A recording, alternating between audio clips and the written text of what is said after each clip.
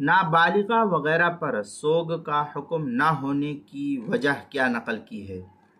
چنانچہ کافرہ، نابالغہ اور مجنونہ پر اگرچہ حسب ضابطہ عدت واجب ہے، لیکن اس کے باوجود سوگ کا حکم نہ ہونے کی وجہ یہ ہے کہ یہ سوگ حقوق اللہ میں سے ہے اور اس کی پابندیاں حسی اور فعلی ہے، جس کے لیے مخاطب کا مکلف ہونا ضروری ہے،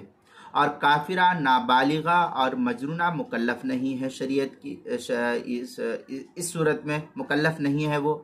لہذا ان پر سوگ کا حکم ہی نہیں ہے۔ اس کے کافر، چونکہ کافرہ یہ شریعت کی مکلف نہیں ہے، اسی طریقے سے نابالغ وہ بھی شریعت کی مکلف نہیں ہے، لہذا ان پر سوگ نہیں ہے۔ اس کے برخلاف عدت ایک مستقل حکم شرعی ہے جو سبب کے ساتھ مربوط ہوتی ہے، جس کا مطلب یہ ہے کہ طلاق بائن یا موت کے بعد ایک متعین مدت تک اس عورت کے لیے دوسرے شوہر سے نکاح کرنا حلال نہیں ہوتا ہے۔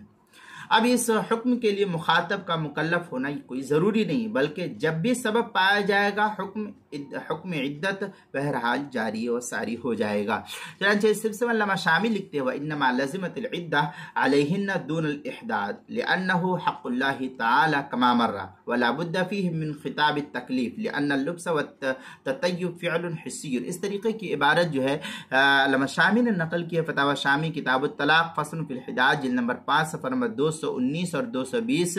اور کتاب المسائل 5ویں جلد صفحہ 409 پر بھی اس کو نقل کیا گیا ہے۔